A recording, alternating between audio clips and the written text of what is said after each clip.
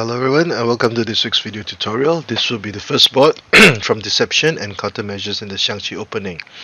I'm pleased to have obtained the permission from Grandmaster Zhang, Qiang and Master Wenqing for allowing me to use their video. In the past, parts of this book was translated in English and posted on the old Xiangqi World Federation website, and I've done the videos in those books, so I've decided to finish the entire book after completing the other books by the same authors. So without further ado, let us begin. Today's board will be a very famous line or one of the earliest opening threads, Gambit in Xiangqi history. I think the book that published this was The Secret and Tangerine, and it was published in around 1700s.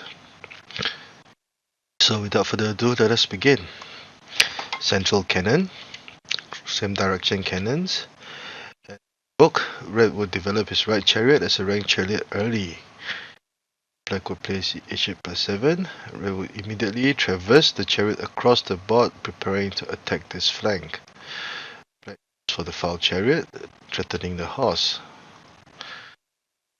Red would develop his right horse to protect the central foul. Now, for beginners, there are many issues like whether is it good for red to capture the central pawn or vice versa. But this will be dealt with in another video. Now, in this book, black attacked with r8 plus 6. Now, this is one of the old school counters, old school methods of playing this position. Black would advance the chariot to red's pawn rank, threatening the pawn rank, and this would be an obvious target for attack. And by capturing the pawn, red would not dare to play h8 plus 7, because this cannon would then not be able to protect the horse.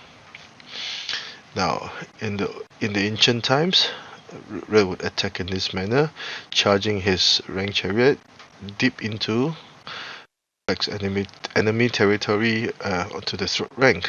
Now, one of the main idea behind this move was that he was prepared to play r6 equals to 8 to gain material. Now, this is a very steadfast move that is not advocated nowadays, because red would have pushed the chariot too deep too early. Now, a more steadfast move would be to play p7 plus 1. And if black captured, red would actually tempt black to capture the horse. Because if black did capture the horse, red would deliver a check.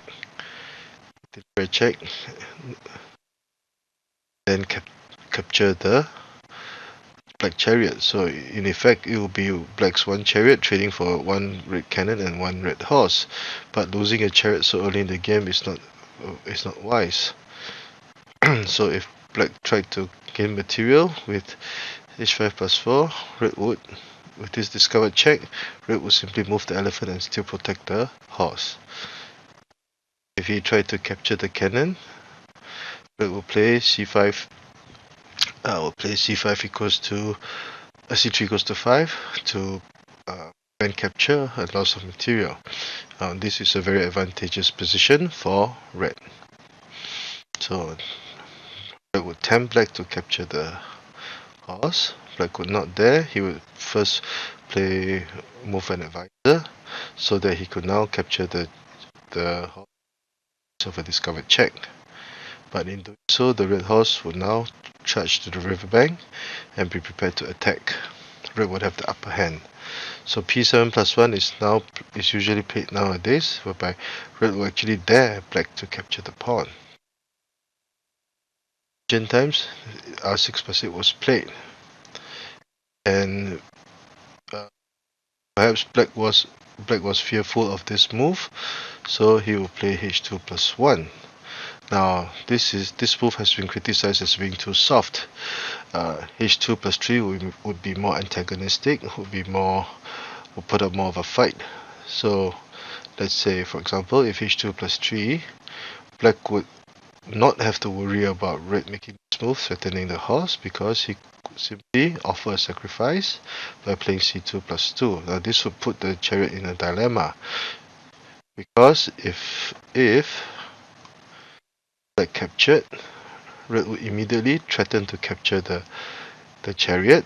Let's say if it moved away, check. Black gains material and superior positioning in this situation. So black will usually have a winning position by this time. So c2 plus 2 is a good move. p7 plus 1 to prevent c2 equals to 3 from happening. And black would retreat the horse to the centroid to link them up, and this would trap the red chariot, which had used 1, 2, 3, 4 moves out of the 7 moves thus far. So black can continue with c2 equals to 6 to threaten to capture the chariot, or r8 equals to 7, etc. Many tactical combinations to continue. That's why a better move would be h2 plus 3 instead of h2 plus 3 that was given in the ancient manual. At this point in time, red would offer his horse as a sacrifice and make this move. Now, this will be the position of discussion for this board, and there are many variations, but in the book the authors only went over the first variation and another example. Now this would be the deceptive move that we'll be discussing. So black is tempted with capturing the horse. The two main variations that were discussed were capturing the horse as planned, and a6 plus 5 for defense, threatening to capture the horse slightly later on. Now in the first variation, now this is the infamous horse gambit with checkmate in 13 moves variation. Now, although black would gain a piece, but he would lose very rapidly. Immediately pounced on the opportunity. Since the black cannon had moved, red will now be able to attack black's cannon rank and target the horse. Now this is a very timely move, and this would put black into a dilemma. Now in the ancient manual there are 5 variations, but in this book only h7 minus 8 was discussed. Now this move was played out of desperation. If he protected, this was another variation in the ancient manual.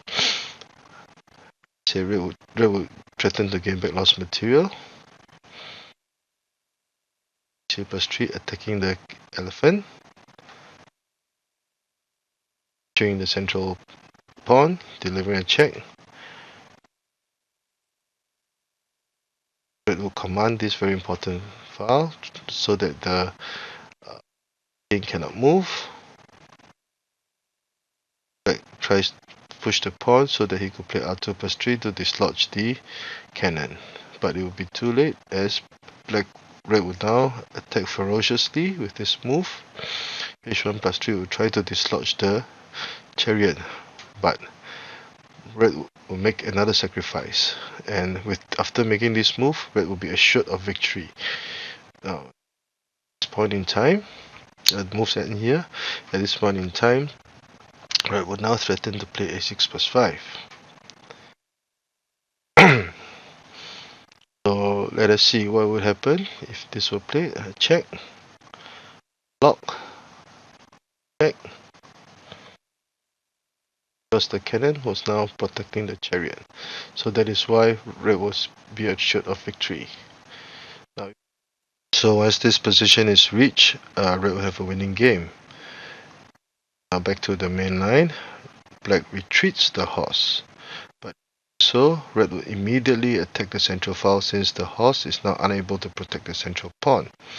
Black can only play a6 plus 5, because if he tried to counter, it would be an immediate checkmate.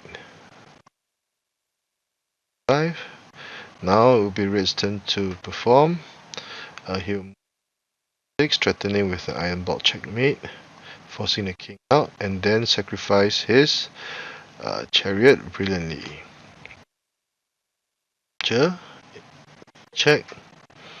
The king cannot move back to the central file, as the cannon had controlled the black king. k5 6, check, checkmate. Now this will be the infamous horse gambit to to checkmate in 13 moves, or 弃马十三着 in Chinese. So now let us go back to the original position.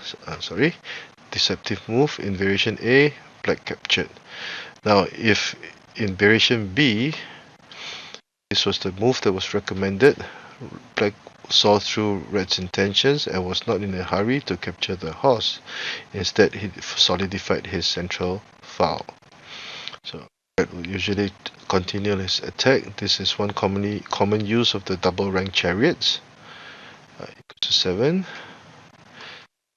Double goes knocking on door formation. Zhang pai men in Chinese. Black tries to defend, trapping the chariot, hopefully trapping the chariot. And his defense is formidable. So seeing that black cannot do much, red will now attempt try dislodge his cannon so that he could attack from another direction. 1 equals to 2. 6. Trying to compress the space, but I'll capture the chariot. Counter capture, and at this point in time it is very important for black to play r2 plus 1. Now this is a very important move to make, although black would lose the chariot, but it would be in effect a trade of material. Now if he moved the chariot away, black will be prepared to checkmate, first by capturing the central advisor. Let's say black trying to counter. If he captured the advisor, black would play a4 plus 5 and then checkmate. That's why the cannon had to move away. And k5 equals to 6, a very good move. With this move, the king would later lend support to the chariot for attack. a5, c6 plus 5 to threaten the horse. And the reason for this move is that this horse was still guarding the central advisor. Black needs to protect the horse in this manner by removing the cannon mount and capturing the pawn. c6 equals to 5, a very brilliant attack, threatening to check. Now black could be placed in a dilemma. Let's say if he captured the cannon, another sacrifice, king move, this would be a checkmate. But even if he captured, checkmate, because the king was now protecting the chariot for this smothered checkmate. So c6 equals to 5 is a very brilliant move that red had planned. This would bring us to the end of this part. This is a very, very famous variation. Any self-respecting Xiangqi player would know it. So please do go over the first variation and also understand how, by solidifying the defense and instead of being greedy, how black would be able to survive longer. Again, I would like to express my thanks to Master Wenqing and Grandmaster Zhang for allowing me to use the material to spread Xiangqi in Chinese. So I hope you enjoyed this video. If you like the work that I've been doing, please do subscribe to my channel and give this video a thumbs up. Thank you.